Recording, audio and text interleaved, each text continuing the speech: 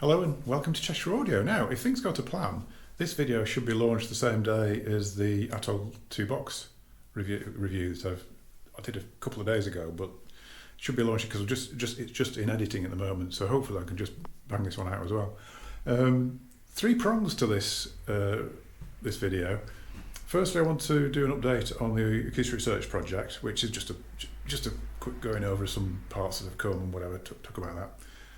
Secondly, I've got a really interesting cartridge in, which I was thinking of doing a retro review on, but I'll just do a little spot on it. I'll just talk it through because it is an interesting. It's quite a rarity actually. People may or may not remember it. I don't think it was in the UK for very long. I think it was the thing to have for about 12 months, and then just all disappeared. And also, I want to do an update on the sale because some things are still here that I could do with selling. Some things, the actual circumstances have changed slightly, which have made it a little bit more urgent that I sell them, so hence the prices could drop a little bit. I mean, there's a couple of things that I was just going to rotate, which have actually going out of production quite soon, so I need to probably get them sold a bit quicker. So just for people who watch the channel, I'll just talk about where the prices are going to be on those. So yeah, firstly then, Acoustic Research. Yeah, okay, a bit of an update on the Acoustic Research project.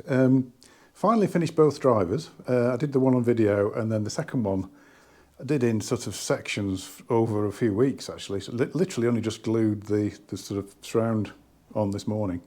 It took me ages to get them cleaned. It was just basically not having time because the workshop fills up with stuff and there's no space, and I've got priority stuff to do. So my own projects as usual, so I get pushed to the back. But I just wanted to sort of talk through a few things that are going on, where we're up to with it in the next sort of steps. As you can see, I've bought some parts. Some I call capacitors, 4.7 microfarad, sort of higher grade. I mean, you can sort of see within on the back here, there's quite a useful there's a little moulding, and the capacitor just sort of pushes into the moulding there. Obviously, that's not going to work with this, but whether or not that is a factor, I'll come to in a minute actually, because this is one of my big sort of quandaries with these, as to how to take it forward. Because I've also bought some 4mm sockets, so I mean, obviously there's way better quality than these, but this is just a better connection than what's already on there, because what we've got is, I can turn these around, this era came with spring connectors. I think the earlier ones, well the pair I had in the early days had a sort of a nut with a what do you call it, like a binding post type arrangement, and it was a sort of long bolt that was bolted through, and you just tighten down onto it. And if you wanted to improve, you want to put some of these things in, you could just unbolt it and take it away and put in a proper socket, a 4mm socket, which was just easy to use and safer to use really. So my big quandary is this type aren't so easy to do anything. I mean, you can't remove this; it's part of the moulding, or at least it will be very difficult to, and you probably crack everything doing it. So what I'm wondering about is, because what I've done in the past is removed this part totally and replaced it with like 12mm MDF or something like that, hot glue the capacitor to it and drill through for the socketry. That's kind of, I mean, it's more, basically it's more rigid because this is quite resonant, and it will sort of vibrate or whatever, with the music, which you don't want. It's probably not a particularly good air seal either. I don't know what it's like amongst these connections here, whether they're making a proper air seal, which is really important with a seal box speaker. So I've already thought about probably taking this out, but I've not done so much with this one yet. But the other one, you can see it's sort of there's hot glue holding everything in all around the edge here. I've been removing that. The other one, I've actually removed all the glue I can possibly get my hands on, and there's no way it's coming out. So plan B is to basically break it to get it to come out. I think I'm going to have to crack the thing down the middle and take it out piece at a time. So I don't know whether just to drill this and then perhaps backfill it with something to try and make it more rigid, or sometimes things like hot glue is quite good for that. You can I used to do that with some speakers that had very lightweight ports. Just put like a lacework of hot glue over it, and it made them very, very dead, and it did improve the sound, actually. It's quite surprising, the little things you can do to speakers. So that's that side of it. The other question is cabling. I mean, I've used all sorts in the past. I used to use some of the, well, I can't remember which one it was now. Cord company used to do quite a fine gauge cable that was very good quality. I've used Atlas in the past for interior speakers. My own pair of these years ago, I actually used Kimber when Kimber was expensive, but nothing like as expensive as it is now. I think I had 4TC, I think I had in my AR18s. It's a bit of it's a difficult one, because if you go too heavy gauge, you'll end up doing damage, because the connections on the back of the treble unit are very, basically if you heat it up too much, you can take out the wire into the coil, because it's only a short path to sort of sensitive stuff. Not so bad on the back of the base unit, but even so, you don't really want to be putting too much heat onto that. So I'm wondering about picking, again, probably Atlas, or I might even just use, I've got a reel of 79 strand, which is about as heavy as you can go wiring direct to drivers, I think, really. So that I might go with that. At least it'll be better than what's in there. I mean, I'm not trying to go ultimate with these. I'm just trying to improve what's there and make them work kind of like they did in the blueprint, really. I think that's the thing, because a lot of these things were produced, the design was made and they used cheap cables, they weren't properly sealed, there's loads of things that sort of, when you get them down to actual producing the things, that have to sort of compromised. So yeah, so you're hopefully taking away some compromises and making them better. In the past, these do come on quite a bit. I mean, there's quite a few speakers of that era. You can improve a lot, but particularly ARs, they just seem as though the drivers are so good, but they just need a helping hand to perform, really. And the other thing you can do with these is to reinforce the cabinets, but that's further than I want to go, really, with this pair. But anyway, hopefully that's of interest. So I don't know. You will have seen before that this sound deck came in, and very, very early. It's pre-83. I think it might be about 1980 or so. I mean, when I've got it opened up, I'll be able to take us. You can check off the motor stamp the age of these. And so actually, it's quite often written on the inside as well. They'll have a build date on the inside. Unusually, it's come with a Riga R200 rather than an LVV. I mean, they're kind of the same arm, but it's unusual to get a Riga on the Lin of this sort of era, because they were always either a Grace or an LVV or one of the other Lin arms.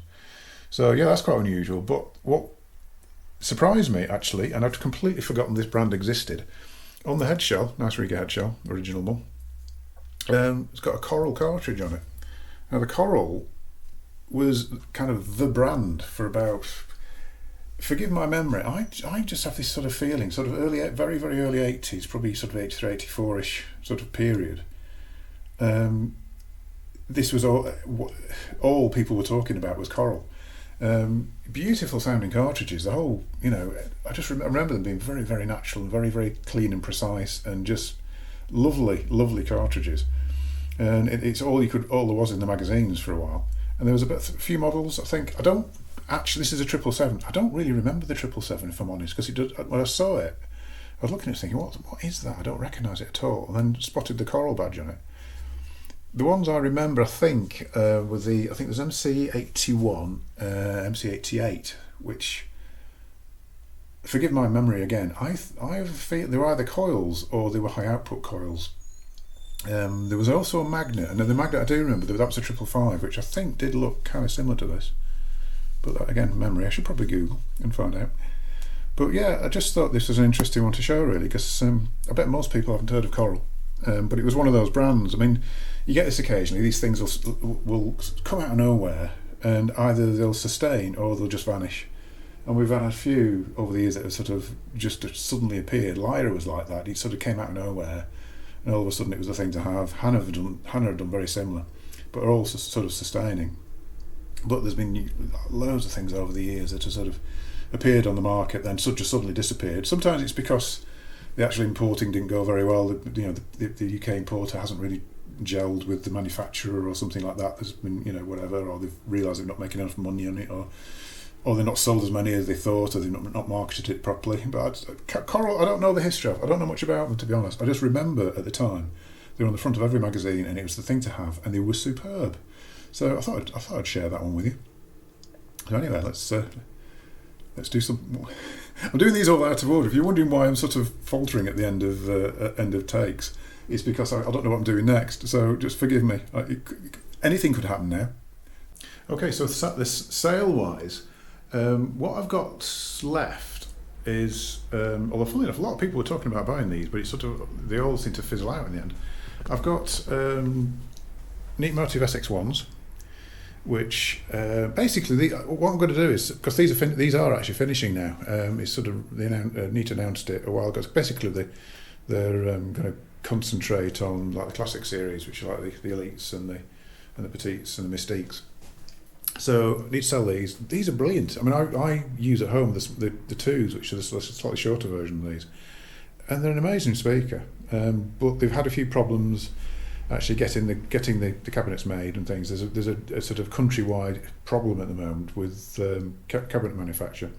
So they've resolved it with the classics, but the Motives still having issues, so they're just finishing it. So may or may not be a replacement for those in the future, but at the moment, no. So these are going to go. So what I'm thinking is kind of half new price, which is about, what's that going to be, about $13.50 or something like that. So yeah, so quite a big saving off those.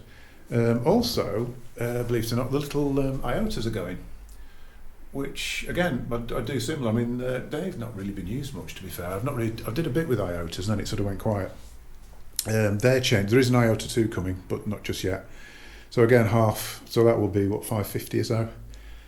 I've also got somewhere, where are they? And I love these little Motive SX3s, little stand mounts. They are fabulous with like a Sugden amp. There's something about that combination I absolutely love. They will be about 800, I think, something like that. I mean, this is not basically. I mean, this sounds like me being a bit awkward, but that is if you're going to come and get them, or if I send them to you, not having extensive demonstrations and all this sort of thing of them. Just to sell them quick. There you go. You can sort of half what they were new. The other ones that are going, and this is a bit of a blow. I didn't realise this was going to happen. IOTA Alphas are going. Again, fantastic. So, well, I don't know. Half price will be just over 1,000. So yeah, they're in walnut. Come with grills, obviously. That's all the speakers come with grills, but I tend to leave them off. I'm trying to think what else there is. To be honest, I think that's probably it really for speaker wise. Oh, I've also got, I don't know whether to sell these or not, but up the top there, got a pair of Stax 009S headphones, which they're about 3,800 new. There'd be a couple of thousand, I suppose, but I'm still trying to decide whether to have those as a demonstration pair, to be honest. Obviously, you need an energizer. If you're into Stax, you'll know that. You'll need an energizer to drive them. I think that's it, actually. Yeah, that's it. That's on the... So let me know. I'm going to be closed through till Wednesday, because of the bank holiday. So if you like me after that, if you just email me and let me know if there's anything you're interested in amongst those. Yeah, and we'll sort it out. Thanks for that. Let's get back to what was we were doing. I forgot where we're up to now. Yeah, let's go back to that. Okay, yeah. So hopefully it didn't seem too chaotic.